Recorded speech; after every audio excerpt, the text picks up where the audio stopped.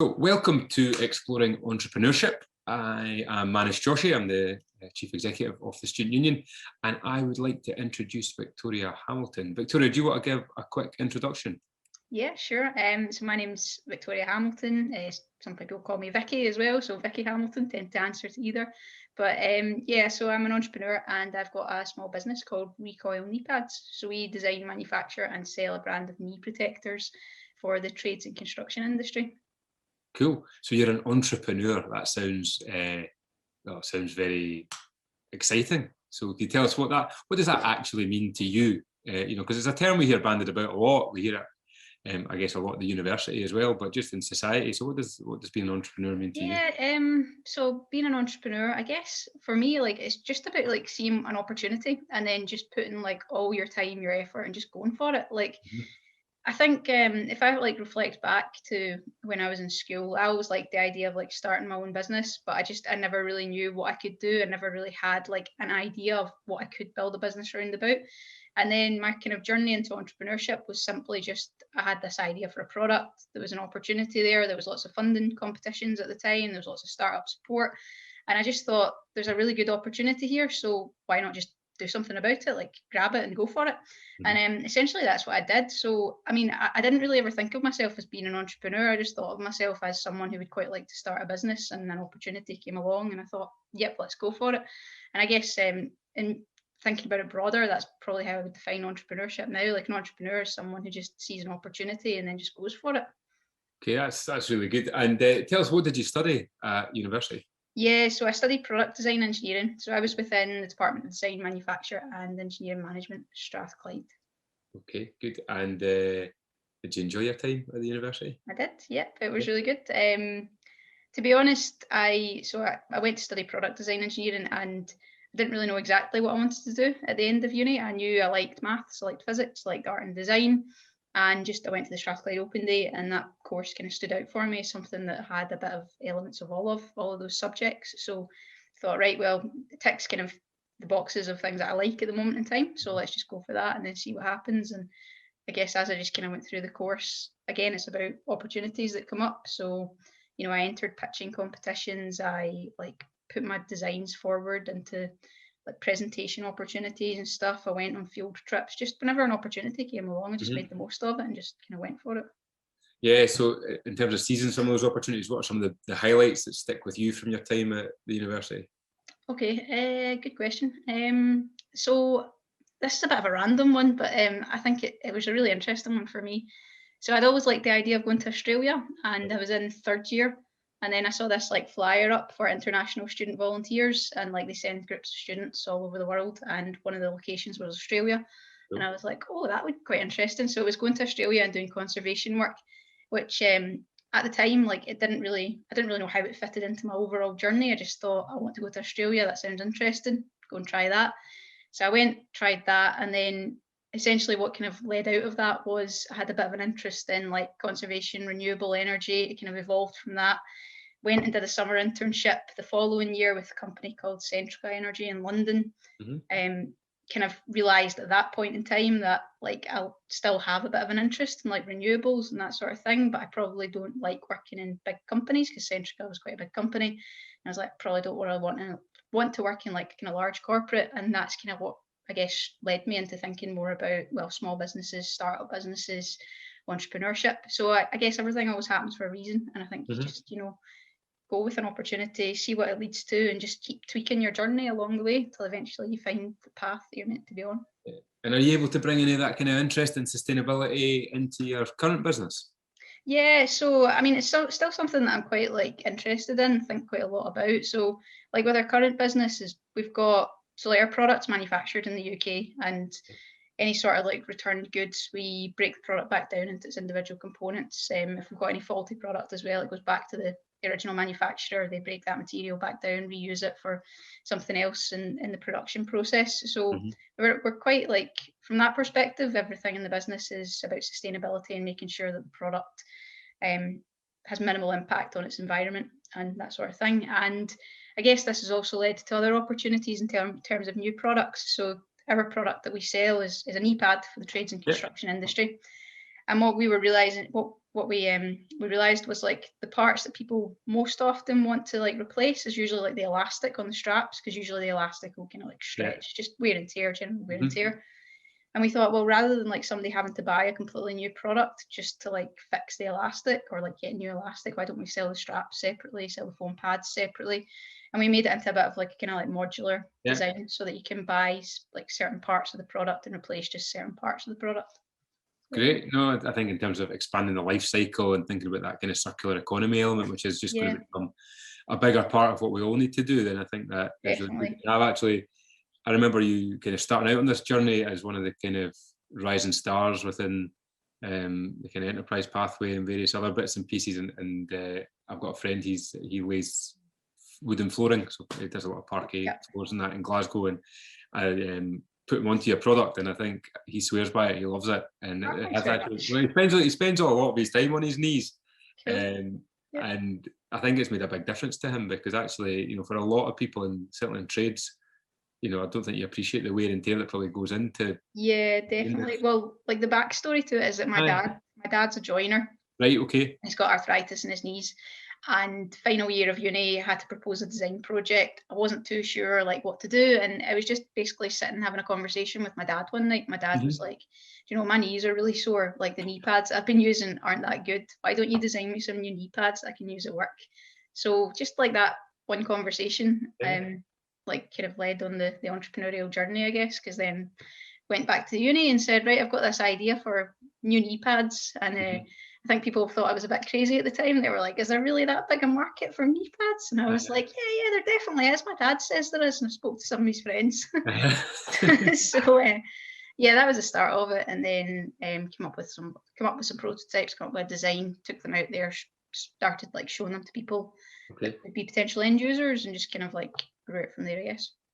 And so talk us through some of the help and support that you received when you were a student, around how you kind of developed that up. Obviously some of that came from your department, but then what was some of the kind of enterprise scaffolding that was put around you to help support you in that? Yeah, so I mean, that journey basically started with so my department, the Department of Design, Manufacturing, Engineering, Management, when I was in my final year, we had been moved over to the architecture building because the James Weir building had unfortunately been involved in a fire. So we'd been basically shifted over to another building. And I was walking along the corridor in that building, and I saw this poster up for the Young Innovators Challenge competition. And it said like top prize, £50,000, submit your ideas, blah, blah, blah. And I thought that would be quite cool. Like, I've got this idea for a product, maybe just like submit it and see what happens. So I went and spoke to my supervisor, and that was kind of like my first port of call, I guess, in my department. So spoke to my supervisor, and she was like, yeah, like let's submit something. You've got nothing to lose. And then she was like, do you know Strathclyde's got its own the Strathclyde Entrepreneurial Network, or that's what it was called when I started my business. And I was like, oh no, I wasn't aware of it. And she's like, right, I'll put you in touch with some people at SEN, Strathclyde Entrepreneurial Network. And I was like, right, okay, cool. So got engaged with that network. The competition, the Young Innovators Challenge competition, was also supported by another agency called the Scottish Institute for Enterprise. So got involved with them as well. And then I just kind of got like a lot of networking support as well, and like just being pointed to different people to chat to. There was a program called Entrepreneurial Spark around about that time as well. So both SEN and SIE referred me to Entrepreneurial Spark, got involved with that network, and it was just simply a case of like going and speaking to as many different people as possible. And to be honest, I think the people was like the biggest asset and the most encouraging asset that I got from any sort of support agency. It was just being immersed in that network of just really positive people, just really supportive, wanting you to do well, pushing you to like, you can do this, go for it. And that was kind of like the start of my entrepreneurial journey, I guess. If you want to like talk a little bit more about some of the kind of harder, more tangible support, there was obviously the funding competitions, so managed to secure some hard cash to start the business from some of them. A couple of them as well put me in touch with like mentors, or they had like a mentoring program, so it was more regular, like every 3 months or every month or whatever, you would meet with someone and set some goals for the month, that sort of thing. And some grants as well, actually available through Strathclyde. So I got a small grant from Strathclyde as well. Great. No, that's fantastic. And yeah, I think that element of the people who really are so committed, but also bring that little expertise and their networks and stuff does make a big difference. Definitely. Yeah. What would you tell yourself? So, Vicky, from now, what would you have told yourself to Vicky, who was kind of starting out on that journey? What would you have changed, or what some things you've learned along the way that you think, well, if I'd have known that, that'd have been really good advice, would have been really helpful? Yeah, that's a really good question. It's one that like I get asked quite a lot, just about like what would I change, and I don't think I would change anything, because I think Yeah. all the mistakes I've made were really valuable mistakes to make, and I honestly think like making mistakes is the best way that you learn, and you make sure that you really like learn the value of certain situations and decisions that you make. So I probably wouldn't change any of it, but the advice I would give myself would just be more confident and just believe a little bit more in yourself. So I probably like I didn't believe I had a good idea. I didn't believe that I could start a business. And it was other people around about me that said, no, you do have a good idea. No, you can start a business. And it Mm-hmm. took me a long while to kind of like just accept that and like go for it. Yeah. So I would just say to myself, like, just believe more in myself and just go for it sooner. But I think all the mistakes, like mistakes are really valuable. So Yeah, no, I'm really encouraged to hear you say that, because I think that's kind of what develops that growth mindset. It's how you learn, it's how you improve. It's, that's why prototyping is such an important element when you're designing 100%. anything, right? Yeah. Right. Yeah. And what did your friends and family think about it at the time? Because we've talked a bit about entrepreneurship. It's not something that we all naturally think. If it was going to work for everybody, we'd probably all be doing it. So Yeah. what was the support around like? Yeah, what did people say to you when they were all kind of maybe getting their jobs after graduating and stuff like that, and you're like, oh, I've got this idea and I'm going to push Yeah, it? so it's quite a funny one. So like I had a graduate training scheme with Scottish and Southern Energy. So leading Okay. on from like what I said about Centrica Yeah, Energy yeah. and the stuff I did in Australia previously. So I had a graduate job lined up with SSE, and I thought that was the path that I was going on. Signed the contract and everything, and then this opportunity. I won the Young Innovators Challenge competition, and all of a sudden, like I had the support round about me of people saying just go for it. Now I had some cash to actually just go and do it, and yeah, it just all suddenly became very, very real. And I thought, well, like, I can't really say no to this because it's a once in a lifetime opportunity. And what's the worst that's going to happen? The worst is it doesn't work out, in which case, fine. Like, I just go and go and get a job somewhere else, kind of thing. So I've got nothing to lose. So, yeah, it was a very different, like, path from what I thought I was going on. And it was a very different path from, like, what a lot of my friends that studied product design engineering were going on to. But everyone was really supportive. Like I think everyone, it was probably winning the Young Innovators Challenge and winning the Santander University's Entrepreneurship Awards that I think gave like all my friends and family kind of confidence as well that yeah, you should do this because like this is a really awesome opportunity that not many people are going to get. So just go for it. But yeah, I'm quite lucky. Like I've got really supportive like parents and family and stuff as well, and they were just kind of like, well, if you want to do it, like go Mhm. for it, we'll support you. So I was quite fortunate, yes. Yeah, I think having that ecosystem around you certainly helps, but I think the university's also got, I think, people there to support those who maybe don't always have that Yeah, same definitely. ecosystem as well. So we've got colleagues who help support students who come from, say, Yeah, wider access backgrounds and care experienced students as well. And I think that's where a university can provide things that possibly, if you were doing this on your own, say straight out of school or something, you might not yeah, always get that same infrastructure. The student union, I think, can certainly help in terms of being able to enhance some of those social sides to things where maybe you feel a bit yeah. isolated at times, as well. So I think sometimes these things are really well incubated at university Mhm. level, because actually you're still developing your own skills and becoming who you probably who you thought you might become when you were 16 or whatever and applying Yeah, for uni. So I think it's great if you've got that. I think there's also ways to help support people if they've not got that as well. yeah, definitely. Like it was 100%. So it was like the Strathclyde Entrepreneurial Network and the SIE support I got from SIE that got me to take that initial step. Yeah. And then friends and family just around about once I'd made that decision, they were like, right, well, if you're going for it, yep, we'll do everything that we can to help. But I would say like it was the support I received kind of externally that was really the kind of key deciding factor in like taking that step of right, okay, I'm going to register a business, I'm going to set up a company, I'm going to go and speak to SSE and say to them, is there any chance like I can maybe defer that Uh-huh. start date or and yeah, like it was the support I received from the uni and SIE, I think that really helped me with that. And then friends and family, they just rallied round and they were like, yep, we'll help you as much as we can. And do you reckon if you hadn't won those competitions, you'd have kept going? It's a really good point. So I think the first competition was the Santander University's Entrepreneurship Awards, which was £5,000. Yeah. So I decided so that was in the June, so that was like June 2013. And I decided with that I would use it for like intellectual property, so like filing a patent. Right. And I thought, right, okay, that's like a starting point. But realistically, like I don't have any other cash to make this happen. So as much as I would like to make it happen, I'm going to have to bootstrap the business if I want to do it. And that's what I thought I was going to do. So I was going to go and do my graduate training scheme with SSE, file my patent using the Santander money, and then just kind of like bootstrap the business onto the graduate training scheme with SSE. Right. And then it was when I won the Young Innovators Challenge that kind of now there was an opportunity to basically just go for it like full time. So I didn't have the need to bootstrap it. But in saying that, so that was 2013. It took us 3 years basically of product development, prototype and testing to get the product out there. And in 2016, I was maybe a little bit naive about sales and marketing. So studied product design engineering, right? So sales and marketing, didn't have much experience with it. A little bit naive in that I thought, okay, I'll make this product and I'll put it on the market and everything will be great. I learned the hard way that often is not the case. So in 2016, we had launched the product, and then I was like, oh, actually, I need some more cash for this sales and marketing side of things. This is a wee bit harder than what I thought. So I didn't want to, at that point, sell any equity in the business. I wanted to try and do it as organically as possible.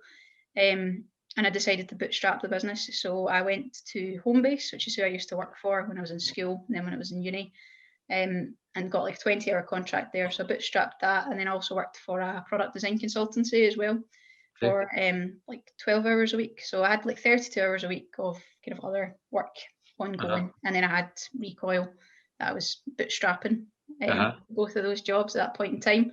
That was probably the hardest year, I think, because the product was out there. So the product's out there, doing 2 other jobs to kind of keep the cash coming in to put into the business to promote the sales and marketing. Plus you add the business on top of that. And I would say that was probably the hardest year of it all. So I definitely have been tested with that year, but reflecting back, I've got lots of good stories from it and lots of good memories of it. So well, that's encouraging to hear. And so tell us where you are now. So tell us where Recoil's at, size of the business, how many people are you employing, what's your future plans? You're kind of 8 years on from ideation to, you still got a business, so you're obviously doing something right. Yep. Yeah, so we're doing well, actually. So we've got our patents and everything now all sorted.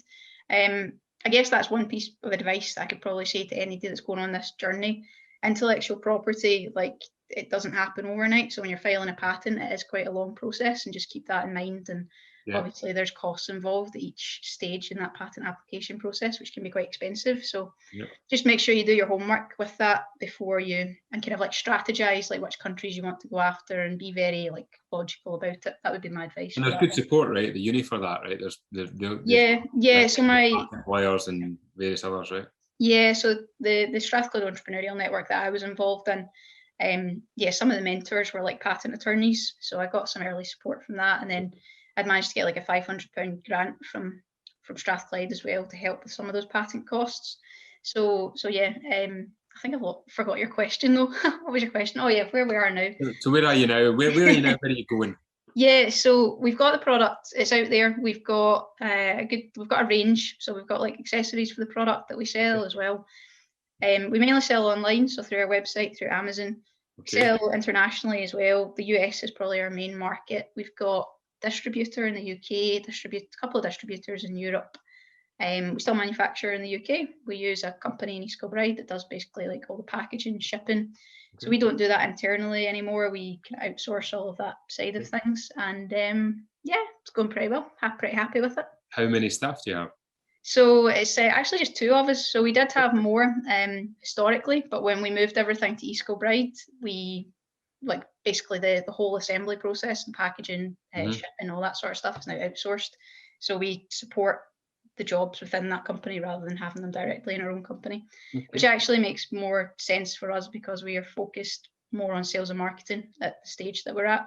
You've got to put the time in and you've got to work the hours at times, but hopefully there's also a bit of reward in there too. Yeah, I think just building on that as well, like entrepreneurship, it's a lifestyle, I think, more than a job. So, and that's the part that I really, really enjoy. So I actually got a really good piece of advice from my line manager when I worked for Centrica on that summer placement. And he said to me, choose a lifestyle, don't choose a career.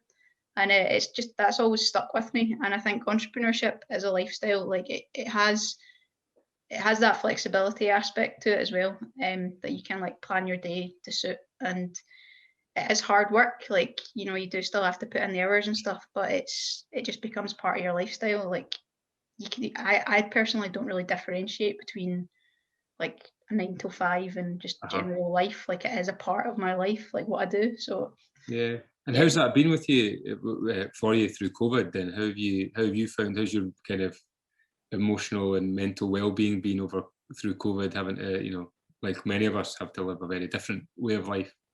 Yeah, I think just like everybody else, to be honest, highs and lows, but you just take it one day at a time, and just as challenges arise, just say, right, what's the challenge? What do I need to do to fix this? And just break it down into smaller, more manageable chunks. Or like, that's always the approach that I take anyway. Just what's the challenge? How can I solve it? Break it down into manageable bits, and then just work my way through each bit until I've solved the problem. But I think just, you know, everybody's been affected by COVID. Our suppliers, our distributors, customers, everybody. So I've just kind of like dealt with it on a day-by-day basis, basically. Yeah. And you talked a lot about working, you talked a lot about, you know, all your kind of interests around that. What do you do outside of work? What are some of the things that you do that, you know, kind of help you switch off, help you kind of, you know, because running your own business is all consuming, right? Yeah. So how do you kind of protect space for yourself? What are some of the things that you do for your own kind of rest and relaxation? Yeah, so I go to the gym quite a lot. Like, going to the gym for me is a good break in the day. So I usually try to go kind of like early afternoon, because it gives you a nice break in the day. So you get up and power through your to-do list in the morning, go to the gym, exercise, nice clear head, and then come back in the afternoon and power on with like whatever's on the to-do list. I always find that's really helpful for me. And then other stuff, I don't know, just that usual kind of stuff, like I guess what anybody likes, kind of, well, what other people like doing, you know, hanging out with your friends and stuff, going hill walking, quite like a good hill walk, anything that's a good like challenge, physical challenge, I quite like that. Going to the pub, of course, when we're allowed to. When you're allowed to, I know. even hill walking's been a challenge, I think, for those of us in Glasgow when we've been under restrictions. But no, you're totally right. Like, getting out, especially this time of year, is nice. When the weather's a bit better as well. Yep, definitely. Yeah.